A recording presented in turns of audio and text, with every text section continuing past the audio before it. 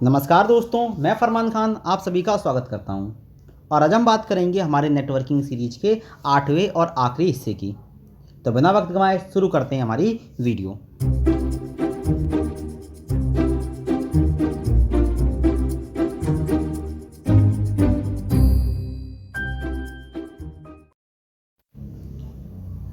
तो आज हम बात करेंगे साइबर सिक्योरिटी की। तो इस पूरे के पूरे जो आपका वीडियो है, यहाँ पर हम साइबर सिक्योरिटी से जुड़े हुए सवालों के बारे में बात करने वाले हैं, जिसका एक आध क्वेश्चन आपको एग्जाम में मिल जाता है। तो चलिए देखते हैं हमारा पहला क्वेश्चन।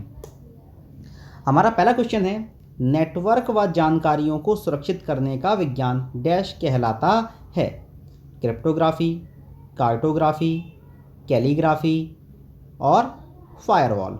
तो क्वेश्चन है, बोला गया है कि नेटवर्क व जानकारियों को सुरक्षित करने वाला विज्ञान। तो अलग अलग कार्यों को करने के लिए अलग अलग तरह के विज्ञान होते हैं, जैसे एस्ट्रोलॉजी होती है, पामोलॉजी होती है, आपकी कॉस्मोलॉजी होती है। तो अलग अलग तरह के कार्य करने के अलग अलग विज्ञान है। उसी प्रकार नेटवर्क व जानकारियों को सुरक्षित करने का विज्ञान कौन सा है, ये सवाल है। तो इसका बिल्कुल सीधा सीधा सा आंसर होता है कि नेटवर्क व जानकारियों को सुरक्षित करने वाले विज्ञान को हम क्रिप्टोग्राफी कहते हैं। तो यहाँ आंसर लगेगा ए।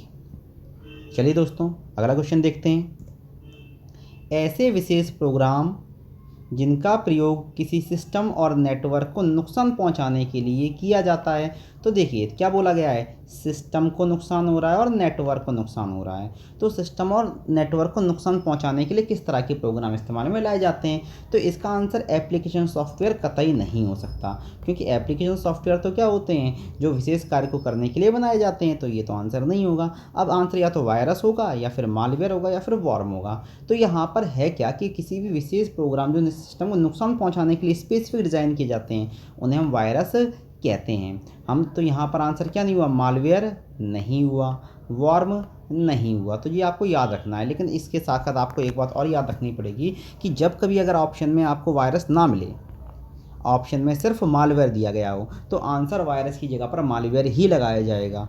अगर ऑप्शन में वायरस है तो पहले हम वायरस देखेंगे, अगर ऑप्शन में वायरस नहीं है तो फिर क्या देखेंगे, मालवेयर देखेंगे। कंप्यूटर में ये कुछ चीज़ें चलती हैं कि ऑप्शंस के आधार पर आंसर लगाए जाते हैं। कई बार अगर ए ऑप्शन मतलब दो चीज़ें दी गई हैं, तो उनमें से जो जिसकी प्रायोरिटी ज़्यादा है हम उसी को आंसर लगाते हैं। जैसे कि यहाँ पर वायरस की क्या है, प्रायोरिटी ज़्यादा है, इसलिए हम वायरस को लगा रहे हैं। अगर वायरस नहीं होगा तो मालवेयर इसका आंसर हो जाएगा। तो लेकिन क्वेश्चन में वायरस ऑप्शन में उपलब्ध है, तो यहाँ पर हम क्या लगाएंगे, बी, वायरस। चलिए देखते हैं हमारा नेक्स्ट क्वेश्चन। निम्न में से किसी भी नेटवर्क को की सुरक्षा को मापने का पैमाना नहीं है। कॉन्फिडेंशियलिटी, इंटीग्रिटी, अवेलेबिलिटी और रिकवरी। तो किसी भी नेटवर्क की सुरक्षा को मापने का पैमाना, तो किसी भी नेटवर्क या सिस्टम की सुरक्षा को मापने के लिए गोल्डन रूल दिया गया है, और उस गोल्डन रूल का नाम है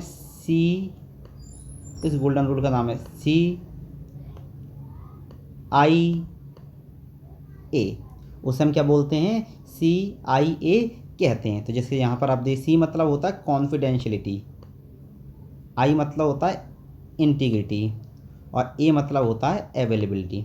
तो यहाँ पर आप क्या देख रहे हैं, तो यहाँ पर हम ये देख रहे हैं कि CIA जो गोल्डन रूल है, वो गोल्डन रूल A, B और C में दिया गया। मतलब ये तीनों क्या हैं, हमारे किसी भी नेटवर्क की सुरक्षा को मापने का पैमाना है। अब बचा क्या, D, रिकवरी। तो रिकवरी ऑप्शन जो आपको दे रखा है, ये किसी भी तरह का पैमाना नहीं होता।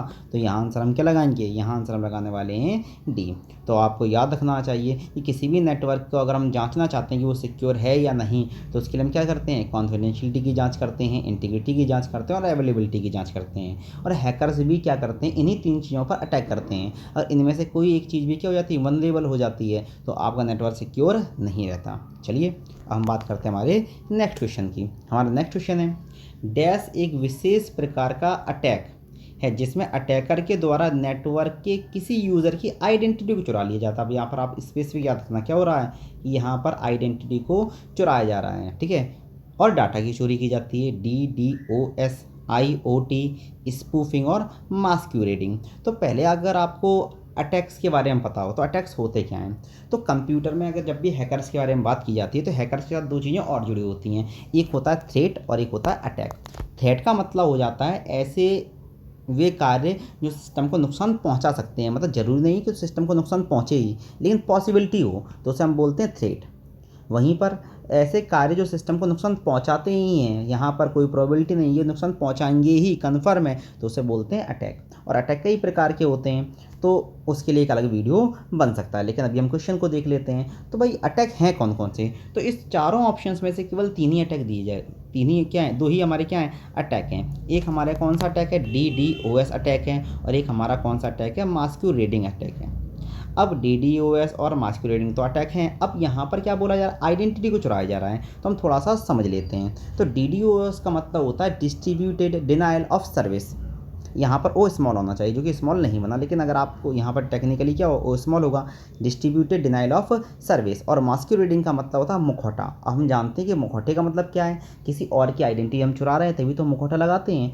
तो यहाँ पर बोला गया कि आइडेंटिटी को चुराना मतलब किसी और का रूप धारण करके आप डाटा की चोरी करते हैं। जैसे अगर मान लो कि 3 लोग हैं, राम, श्याम और सीता, और राम और सीता बात कर रहे हैं, तो यहाँ पर क्या करा, श्याम ने अगर राम की आइडेंटिटी को चुरा लिया और वो सीता से राम बनकर बात कर रहा है, तो यहाँ पर क्या हो रहा है, मास्क्यूरेडिंग हो रही है। और यही क्वेश्चन में पूछा गया है, तो इसका आंसर लगाएंगे हम क्या, डी, मास्क्यूरेडिंग। DDoS यहाँ पर आंसर नहीं होगा। तो चलिए दोस्तों, अब नेक्स्ट क्वेश्चन के बारे में बात करते हैं।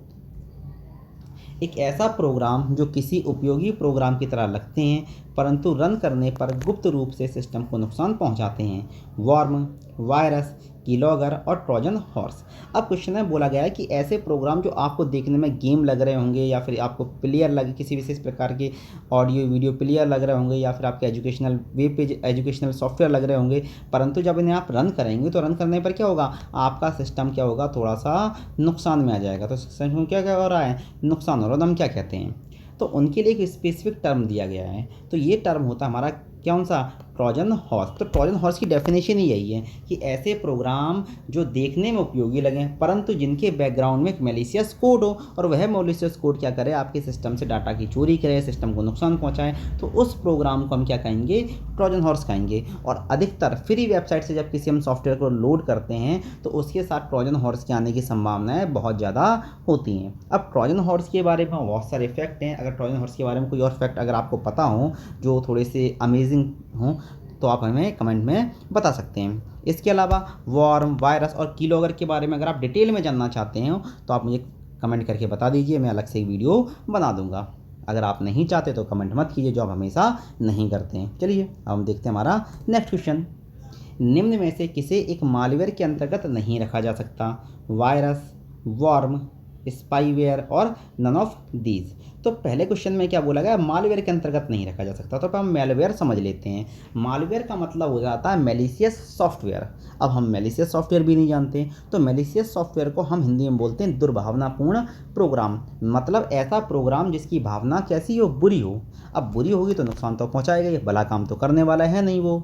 तो अब ये बोला गया है कि भाई ऐसे सभी प्रोग्राम जो सिस्टम को नुकसान पहुंचाने की मंशा रखते हैं, उन सभी प्रोग्रामों को हम क्या कहते हैं, मालवेयर कहते हैं। अब वो हमारा वायरस हो सकता है, वो हमारा वॉर्म हो सकता है, वो हमारा स्पाईवेयर हो सकता है, वो हमारा कीलॉगर हो सकता है, वो हमारा एडवेयर हो सकता है। ये सारे के सारे टर्म क्या हैं, किसके अंतर्गत पड़े जाते हैं, मालवेयर के अंतर्गत रखे जाते हैं। अब क्वेश्चन में क्या बोला गया है, ये अंतर्गत नहीं है। तो भाई वायरस भी क्या है, एक प्रकार का मालवेयर है, वर्म भी क्या है, एक प्रकार का मालवेयर है, स्पाईवेयर भी क्या है, एक प्रकार का मालवेयर है। तो यहाँ पर ए, बी और सी तीनों क्या है, मालवेयर के हिस्से हैं। तो बचा क्या, नन ऑफ दीज। तो यहाँ पर हम आंसर लगाने वाले हैं डी, नन ऑफ दीज।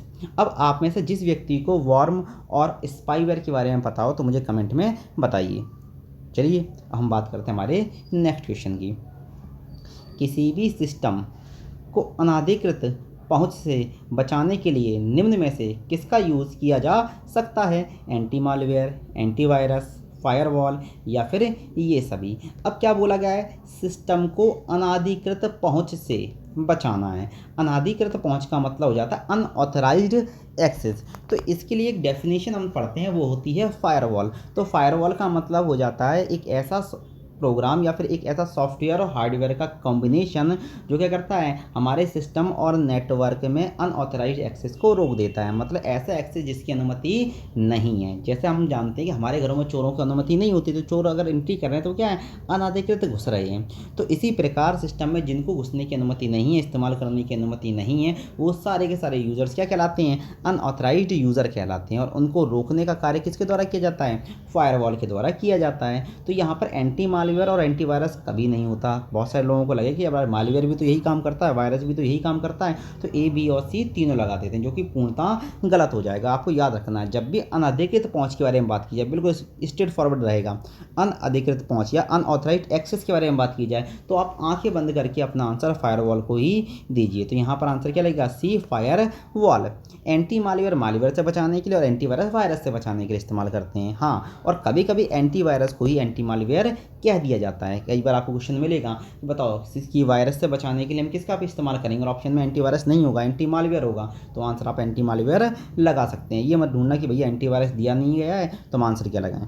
तो लेकिन इस क्वेश्चन जो हम पढ़ रहे हैं कि अनधिकृत पहुंच से बचाने के लिए किसका प्रयोग करेंगे, तो उसका आंसर हो जाएगा हमारा सी, फायर वॉल। अब हम बात करेंगे हमारे नेक्स्ट क्वेश्चन की, जो कि है एक ऐसी तकनीक जिसका प्रयोग हैकर के द्वारा नकली वेब पेज बनाकर यूज़र की जानकारियों को प्राप्त करने के लिए किया जाता है। स्पूफिंग, स्निफिंग, चेकिंग और फिशिंग। अब क्या बोला गया है कि नकली वेब पेज बनाया जा रहा है, पहली बात, और क्या की जा रही है, यूज़र की जानकारियों को प्राप्त किया जा रहा है। तो अगर हम देखें तो क्या करा जा रहा है, आपको एक तरह से फंसाया जा रहा है। और फंसाने के लिए हमें क्या इंग्लिश टर्म इस्तेमाल करते हैं, तो फंसाने के लिए हम बोलते हैं ट्रैप करना। और ट्रैप किसे किया जाता है? ट्रैप मतलब जाल किसका डाला जाता है, जाल किसके लिए डाला जाता है, तो वो डाला जाता है मछलियों के लिए। और मछलियाँ पकड़ना क्या कहलाता है? मछलियों को पकड़ना हम बोलते हैं फिशिंग। अब इसको हम थोड़ा सा और समझ लेते हैं। तो फिशिंग करी कैसे जाती है कि हम पहला चारा डालते हैं, नकली चारा, वो उसे पकड़ने आती है और वो फंस जाती है। उसी प्रकार क्या करते हैं हैकर भी, आपको थोड़ा सा चारा डालते हैं, मतलब नकली वेब पेज क्रिएट करते हैं, आपको वो असली लगते हैं, आप उनके जाले में फंस जाते हैं और इस प्रकार आपकी क्या हो जाती है, आप उनके लिए मछली बन जाते हैं। और इसलिए पूरी की पूरी प्रक्रिया क्या कहलाती है? फिशिंग कहलाती है। तो जब भी क्वेश्चन में पूछा जाए कि नकली वेब पेज बनाकर इन्फॉर्मेशन निकाली जा रही हो तो इस प्रक्रिया को क्या बोलेंगे, तो इस प्रक्रिया को फिशिंग कहा जाता है। अब स्पूफिंग, स्निफिंग और चेकिंग क्या होती हैं, तो इनके बारे में बात हम किसी और वीडियो में करेंगे, अन्यथा ये जो वीडियो आप देख रहे हैं काफ़ी ज़्यादा लेंदी और बोरिंग हो जाएगा। अगर आपको इनके बारे में जानना है तो आप मुझे कमेंट में बताइए और वीडियो को ज़्यादा से ज़्यादा शेयर कीजिए, जिससे लोगों तक मेरी बात पहुँचे, ज़्यादा से ज़्यादा लोग स्पूफिंग, स्निफिंग जानने के बारे में बात करें और मुझे ये वीडियो बनाना मेरी मजबूरी बन जाए। तो चलिए दोस्तों, तो यहाँ पर हमने क्या देखा कि इसका आंसर क्या है, फिशिंग है, क्योंकि हम भाई वो मछली की तरह हमें फंसा रहे हैं, तो आंसर लगाएंगे हम डी, फिशिंग। चलिए अब हम बात करते हैं हमारे नेक्स्ट क्वेश्चन की। तो नेक्स्ट क्वेश्चन क्या है, निम्न में से किस वायरस के द्वारा सिस्टम में हार्ड डिस्क और फ्लॉपी को इन्फेक्ट किया जाता है? Memory resident virus, macro virus, file virus और कैविटी वायरस। अब यहाँ क्या होगा, तो अगर हम देखें तो क्वेश्चन में क्या बोला गया है, हार्ड डिस्क और फ्लॉपी को इन्फेक्ट किया जा रहा है। तो बहुत सारे लोग क्या लगा देंगे, बहुत सारे लोग क्या लगाएंगे यहाँ पर आंसर, वो लगा देंगे क्या, मेमोरी रेसिडेंट वायरस, क्योंकि हार्ड डिस्क और फ्लॉपी इनके दिमाग में क्या आएगा, मेमोरी आ जाएगा, जो कि क्या है, गलत है। तो आपको याद रखना चाहिए कि हार्ड डिस्क और फ्लॉपी को इन्फेक्ट करने वाले वायरस कौन से होते हैं। तो देख लेते हैं भाई फ्लॉपी को कौन से हैं, तो क्या है, हार्ड डिस्क इन्फेक्ट हो रही है और फ्लॉपी इन्फेक्ट हो रही है। तो हार्ड डिस्क और फ्लॉपी को इन्फेक्ट करने वाला जो वायरस होता है वो इन ऑप्शन में नहीं दिया गया है, और उसका नाम होता है कौन सा, बूट सेक्टर वायरस। तो आपको याद रखना है, क्या याद रखना है, कौन सा होता है, boot sector virus, boot sector virus. Answer क्या देखा, तो अगर जब भी बोला जाए कि हार्ड डिस्क और फ्लॉपी को इन्फेक्ट करने वाला वायरस कौन सा होगा, तो आंसर ना तो आपका मेमोरी रेसिडेंट होता है, मतलब ये ऑप्शन जो दे रखे हैं चार ऑप्शन गलत हैं, ना ही वो मैक्रो वायरस होता है, ना ही वो फाइल वायरस होता है, ना ही वो कैविटी वायरस होता है। तो भाई आंसर है कौन सा, तो आंसर हमने क्या बताया, तो आंसर आपको याद रखना है, वो आंसर होता है कौन सा, बूट सेक्टर वायरस। तो चलिए दोस्तों नेक्स्ट क्वेश्चन देखते हैं हमारा, किसी भी वेबसाइट की सुरक्षा के लिए निम्न में से किसकी आवश्यकता होती है। तो चलिए हम देखते हैं क्वेश्चन में क्या बोला गया है कि भाई हम क्या कर रहे हैं, पहले देखिए क्या बोला गया है, वेबसाइट की सुरक्षा के लिए किसकी आवश्यकता होती है, CA, IP, CERT और नन ऑफ दीज। तो ये क्या एक तरह से शॉर्ट फॉर्म दे रखे हैं तीनों के, तो आपको तीनों के फुल फॉर्म याद रखने पड़ेंगे। तो CA का मतलब होता है सर्टिफिकेट ऑफ ऑथराइजेशन, क्या, सर्टिफिकेट्स ऑफ ऑथराइजेशन। दूसरा होता है IP, इंटरनेट प्रोटोकॉल। तीसरा है CERT, computer emergency response team. और नन ऑफ दीज का तो कोई फुल फॉर्म होगा ही नहीं। अब बोला गया है certificate of authorities, internet protocol और कंप्यूटर इमरजेंसी रिस्पांस टीम, इन चारों में से किसकी आवश्यकता वेबसाइट के लिए होती है? तो इसका आंसर हो जाएगा सी है। तो किसी भी वेबसाइट की सिक्योर दर्शाने के लिए, कि ये बताने के लिए कि हमारी वेबसाइट सिक्योर है, क्या किया जाता है? कई अलग अलग संस्थाओं से सी सर्टिफिकेट ऑफ अथॉरिटीज़ लिए जाते हैं। यदि वो उनके पास सर्टिफिकेट होते हैं तो क्या होगा, यह प्रूफ हो जाता है कि उनकी जो वेबसाइट है उनका इस्तेमाल करना पूर्णतः सुरक्षित है। तो जितनी भी हम पेमेंट गेटवे इस्तेमाल करते हैं, जितनी भी हम पेमेंट जहाँ पर जैसे अमेज़ॉन है, फ्लिपकार्ट है, जहाँ पर हम पैसे ट्रांसफ़र करते हैं, वो सारी की सारी वेबसाइट कैसी होती हैं? सिक्योर होती हैं, और उनके पास क्या है? सी होते हैं, सर्टिफिकेट्स होते हैं। तो इस क्वेश्चन का आंसर हम क्या लगाने वाले हैं? ए लगाएंगे, सी ए। तो चलिए दोस्तों नेक्स्ट क्वेश्चन देखते हैं हम। निम्न में से किस संस्था के ऊपर भारत में होने वाली अटैक्स पर नज़र रखने की जिम्मेदारी है? अब यहाँ अटैक्स का मतलब आतंकवादी अटैक नहीं है कि भाई आतंकवादी अटैक करने वाले हैं तो कौन नज़र रखेगा, तो वही बोल दो सेना है ना। ना ना, यहाँ अटैक का मतलब किससे है? यहाँ अटैक का मतलब हो जाता है हमारा साइबर अटैक से, मतलब ऐसे अटैक जो जिनमें इंटरनेट और कंप्यूटर का कहीं ना कहीं क्या है? संबंध है। तो साइबर अटैक पर नज़र रखने का काम किसको दिया गया है? IEEE को दिया गया है, CERT को दिया गया है, TRAI को दिया गया है और DOT को दिया गया है। तो भारत में एक एजेंसी है जो डिपार्टमेंट ऑफ टेलीकम्युनिकेशन के अंतर्गत काम करती है। अब वो एजेंसी है कौन सी है? तो उस एजेंसी का नाम है CERT, जिसका फुल फॉर्म मैंने अभी थोड़ी देर पहले ही बताया हुआ है, कंप्यूटर इमरजेंसी रिस्पांस टीम। और CERT के बारे में अगर आप डिटेल में जानना चाहते हैं तो आप मुझे कमेंट में ज़रूर बताइए। हाँ, इसके अलावा ट्राई का फुल फॉर्म अगर आपको पता हो तो ट्राई का फुल फॉर्म आप मुझे कमेंट में बताइए, और IEEE का फुल फॉर्म भी आप मुझे कमेंट में बताइए। तो चलिए अब हम बात करते हैं हमारे नेक्स्ट क्वेश्चन की।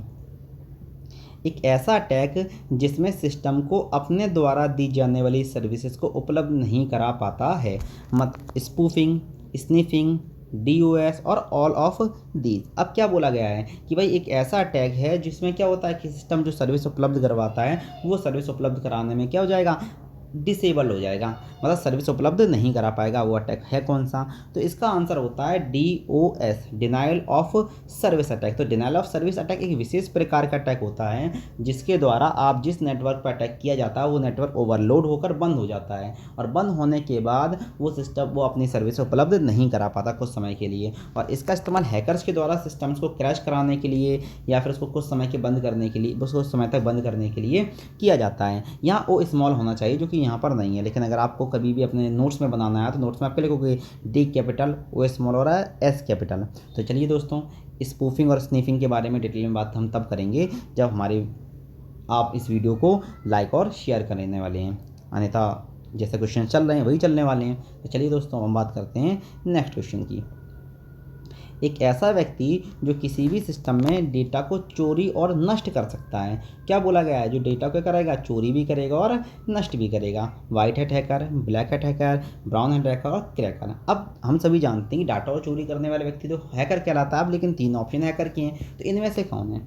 तो यहाँ पर क्या होता है कि हैकर 3 प्रकार के होते हैं। एक होते हैं वाइट हैट हैकर, जिसे हम एथिकल हैकर भी कहते हैं।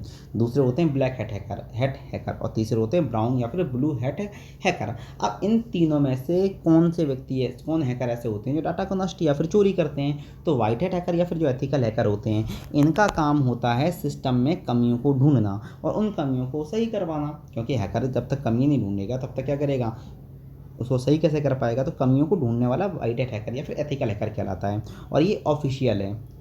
इसके द्वारा जो भी कार्य किए जाते हैं उसमें कोई भी इलीगल कार्य नहीं होता। वहीं पर ब्लैक हैट हैकर क्या करता है? कमियां तो ये भी ढूंढता है, लेकिन उन कमियों का दुरुपयोग करना शुरू कर देता है। तो यहाँ पर वही बोला गया है कि दुरुपयोग मतलब चोरी भी हो रही है और क्या हो रहा है? डाटा नष्ट भी हो रहा है। तो उसका आंसर क्या लगेगा? तो उसका आंसर हम बता रहे थे ब्लैक हैट हैकर।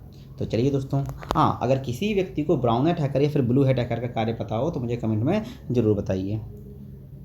इसके अलावा हैकर और क्रैकर में क्या डिफरेंस है, इसके बारे में अगर आप जानना चाहते हैं तो कमेंट में मुझे बताइए, मैं नेक्स्ट वीडियो में आपको ये सब समझा दूंगा। तो चलिए दोस्तों नेक्स्ट क्वेश्चन देखते हैं हम। हैशिंग किससे संबंधित है? ईमेल, वेबसाइट, नेटवर्क और सिस्टम। अब ये क्वेश्चन मैंने सेम टू सेम उठा दिया है किससे? आपके पीवी के एक एग्ज़ाम से। अब हैशिंग होती क्या है?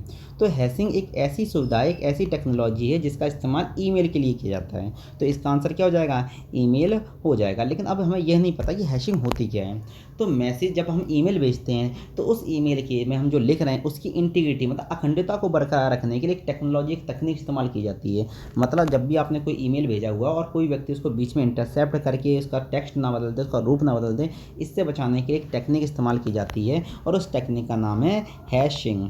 तो मतलब हम क्या देख रहे हैं कि सिस्टम ईमेल में मैसेज की इंटीग्रिटी को बनाए रखने के लिए हैशिंग का इस्तेमाल किया जाता है। तो यहाँ पर आंसर क्या लगा? ए, ईमेल। तो चलिए दोस्तों नेक्स्ट क्वेश्चन देखते हैं जो कि हमारा लास्ट क्वेश्चन भी है। निम्न में से डाटा को सुरक्षित करने के लिए किस तकनीक का प्रयोग किया जाता है? मतलब डाटा को सुरक्षित करने की तकनीक पूछी हुई है। तो हमने देखा डाटा को सुरक्षित करने का विज्ञान तो क्या कहलाता था? क्रिप्टोग्राफी कहला रहा था। अब तकनीक क्या होती है? स्नूफिंग, स्कूपिंग या फिर इंक्रिप्शन। तो डाटा को सुरक्षित करने की जो तकनीक होती है उस तकनीक को हम क्या बोलते हैं? इंक्रिप्शन कहते हैं। तो यहाँ आंसर लगेगा डी, इंक्रिप्शन। अब इंक्रिप्शन क्या होता है ये अपने आप में एक पूरा का पूरा एक अलग टॉपिक है, इसके ऊपर पूरा वीडियो बन सकता है जो कि मैंने आपको बता रखा है। वीडियोस कब बनेंगे इस तरह के। तो चलिए दोस्तों ये हो जाते हैं हमारे आज का कोटा पूरा। अब ये पूरे के पूरे नेटवर्किंग के मैंने क्वेश्चन करा दिए हैं जो लगभग 100 से ज़्यादा हैं। लगभग 8 वीडियो बनाए हैं और हर वीडियो में लगभग 15 क्वेश्चन है, मतलब 120 से ऊपर मैंने नेटवर्किंग क्वेश्चन आपको दिए हैं। अगर आप इसके अलावा भी मुझे नेटवर्किंग क्वेश्चन चाहते हैं तो मुझे कमेंट में बताइए, मैं एक वीडियो और बना दूंगा जिसमें क्या होंगे सारे के सारे टॉपिक्स के वीडियो, सारे के सारे टॉपिक्स के जो क्वेश्चन होंगे वो मैं एक साथ मर्ज करके दूंगा, या फिर जो प्रीवियस पेपर्स में आ रखे हैं उन क्वेश्चन को मैं आपके सामने रख दूंगा। इसके बाद मैं जो वीडियो स्टार्ट करने वाला हूँ, उसके बाद मैं जो सीरीज़ स्टार्ट करूँगा वो सीरीज़ रिलेटेड होगी हमारी एक बहुत छोटे टॉपिक, वो होगी हमारा मेमोरी संबंधित सीरीज। यदि आपको यह पूरी की पूरी सीरीज पसंद आई हो, ये वीडियो पसंद आया हो तो इस वीडियो को लाइक कीजिए, कमेंट कीजिए, चैनल को सब्सक्राइब जरूर कीजिए और नोटिफिकेशन पाने के लिए बेल आइकन पर क्लिक जरूर कर दिया कीजिए जिससे आपको प्रॉपरली नोटिफिकेशन मिल जाए। हाँ, अगर आप चाहते हैं कि मेरा वीडियो इसी तरह आपको लगातार मिलते रहें तो आप इस वीडियो को पूरी पूरी प्ले लिस्ट को अपने दोस्तों के साथ ज़रूर शेयर कीजिए जिससे कि मुझे भी मोटिवेशन मिलता रहे और मैं जल्दी से जल्दी और दूसरे टॉपिक से वीडियो भी बना सकूँ। तो मिलता हूँ नेक्स्ट वीडियो में, तब तक के लिए नमस्कार।